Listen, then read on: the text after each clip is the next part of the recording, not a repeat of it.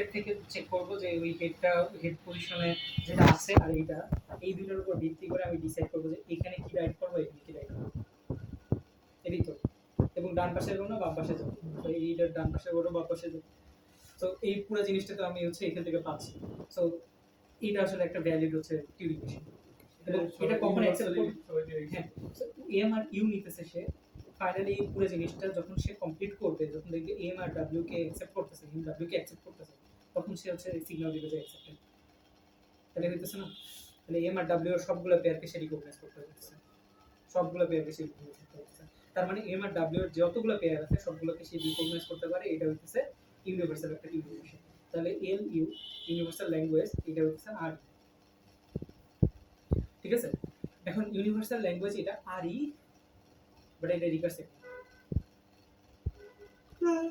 Hot নাও করতে পারে, hot করবে, মানে হট করবে না। তাহলে এটা আর ইউ না কেন, মানে রিকার্সিভ না কেন?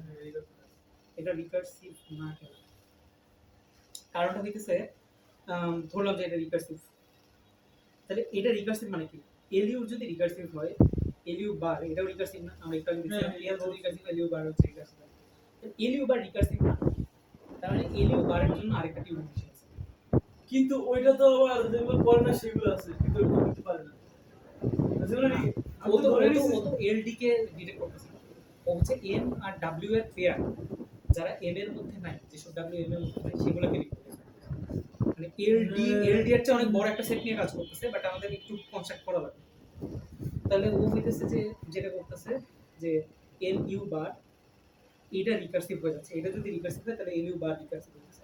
এল ইউ বার রিকার্সিভ হওয়া মানে এল ইউ বার হচ্ছে রিকার্সিভলি এনিউমারেবল একটা জিনিস। রিকার্সিভ হলে তো রিকার্সিভলি এনিউমারেবল হবে। সো তাহলে ওটার জন্য একটা টিউরিং মেশিন থাকবে এম। তাহলে আমরা বলতেছি যে L U bar equals to L of M. M কি? এম এম যেগুলো করে, এল ইউ বার আসলে কি? এম আর ডাব্লিউ এর সেই সব সেট যেন W is not recognizable by L of M, তাই না? তাহলে আমরা কি করতেছি? তাহলে এখন ধর যে তুই ধর এল ডি, এটাও বুঝি আছে, এল ডি ওর কথা আছে, এটা তুই ডিরেক্টলি বলতে পারবি না আছে। তুই এখন মানে খুবই অ্যাবস্ট্রাক্ট একটা আইডিয়া আছে, বাট আমরা একটু কনস্ট্রাক্ট করতে পারি। তাহলে এল ডি আমরা করবো কি? আমরা যেটা করবো, এল ডি কে পাঠাই দিব। এল ডি থেকে একটা ভ্যালু নিলাম ডাব্লিউ। এল ডি তো একটা ল্যাঙ্গুয়েজ, এর মধ্যে থেকে একটা স্ট্রিং নিলাম ডাব্লিউ। ডাব্লিউ কে আমি কপি করলাম। দেখ, এম অফ আই যে স্ট্রিং কে রিপ্রেজেন্ট করে, W of I same string এর এটাকে আমরা কাজে লাগাবো। সো ফার্স্টে আমি হচ্ছে ডাব্লিউ আই পাঠিয়ে দিয়েছি, তারপর তিনটা ওয়ান, এটা দিয়ে আমরা হচ্ছে ডিফারেন্সিয়েট করতেছি যে এটা হচ্ছে মেশিন, এটা হইতেছে স্ট্রিং, মেশিন আর স্ট্রিং। তাহলে মেশিন আর স্ট্রিং পাঠিয়ে দিতেছি আমি এই যে এম এর, এম এর এম কি করে? এম যেটা করে যে ডাব্লিউ যদি এম দিয়ে রিকগনাইজ না হয় তাহলে সে অ্যাকসেপ্ট করে। ডাব্লিউ যদি এম দিয়ে রিকগনাইজ না হয় তাহলে অ্যাকসেপ্ট করে। তাহলে আলটিমেটলি কি হলো? এই জিনিস আর এই জিনিস এই দুটোতে অ্যাকসেপ্ট হয় না, এই জন্যই তো সে এলডিতে আছে, তাই না? তার মানে কি এলডি থেকে ওই জিনিসটা নিয়ে সে অ্যাকসেপ্ট করতেছে। তার মানে কি একটা আমরা টিউরিং মেশিন পাইছি যেটা অ্যাকসেপ্ট করে। এটা তো হইতে পারে।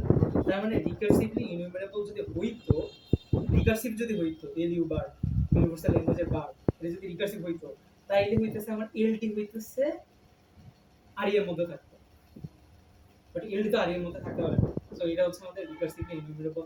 রিকার্সিভলি ইনুমারেবল, আচ্ছা এটা রিকার্সিভলি ইনুমারেবল, এটা রিকার্সিভ না, এটা হচ্ছে রিকার্সিভ না। ননারি।